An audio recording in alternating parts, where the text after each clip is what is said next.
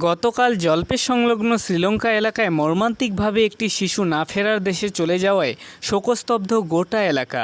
জানা গিয়েছে গতকাল সকালে ঘর থেকে উদ্ধার হয় ৮ মাসের এক শিশুর নিথর দেহ এবং পাশেই আহত অবস্থায় পড়েছিল শিশুর মা। বর্তমানে ওই শিশুটির মা শিলিগুড়ির একটি নার্সিংহোমে চিকিৎসাধীন অবস্থায় রয়েছে। পুলিশ ঘটনার পর দেহ উদ্ধার করে ময়নাতদন্তের পর পরিবারের হাতে তুলে দেয়।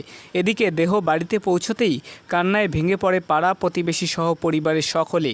এছাড়াও ওই শিশুর নিথর দেহ দেখে জ্ঞান হারান এক প্রতিবেশী বাচ্চা মেয়ে। স্থানীয়রা জানিয়েছেন গতকাল থেকেই এলাকায় অনেক বাড়িতে উনুন জ্বলেনি। বর্তমানে পরিস্থিতি থমথমে। এক প্রতিবেশী জানান শিশুটি খুবই আদরের ছিল, সবাই ওকে কোলে নিত। এই ঘটনা মেনে নিতে পারছেন না কেউই।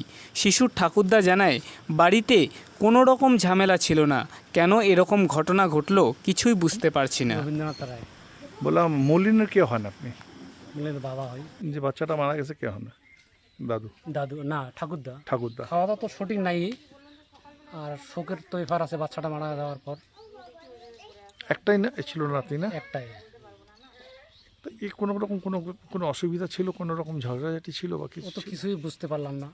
কিছু আপনারা ভয়ও নেই। আসতেন এই বাড়িতে? আসতেন আসি তো। এমনি সবসময় আসতেন না? হ্যাঁ আসি। আপনি দাদু?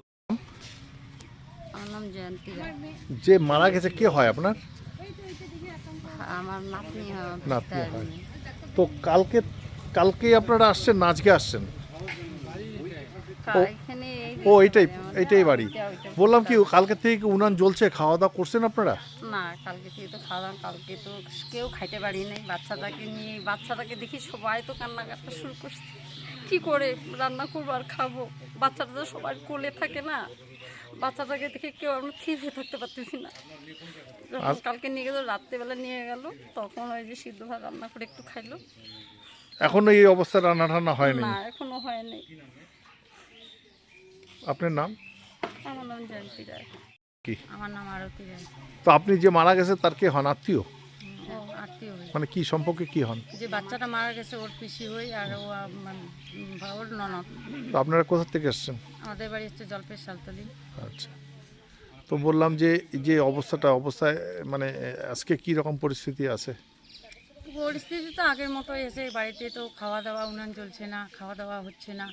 আর এই অবস্থায় কি খাওয়া দাওয়া করা যায়? মানসিক অবস্থা তো সবাই ভেঙে পড়ছে। এদের দাদু দিদা যে মারা গেছে তার দাদু দিদা আসেনি? না, ওরা ওইদিকে গেছে, হসপিটালে গেছে, ওর মা গেছে। ওদের বাড়ি কোথায় দাদু দিদার বাড়ি? পাশেই বাড়ি। আমতলা? ওটা আমতলা বলে, রেলার মাঠে রোডের ওইখানে। আপনার নাম? আমার নাম আরতি রায়। আপনার তো প্রতিবেশী, পাশের বাড়ি। তো কালকে যখন এই ঘটনাটা ঘটে, শিশুর যে মৃত্যু হয়, সেই সময় কি অবস্থা হয়েছিল আপনাদের গ্রামে?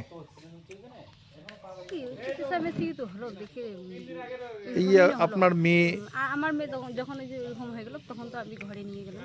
তারপর বাইরে যাবার কি হলো, কি হয়েছিল আপনার মেয়ের?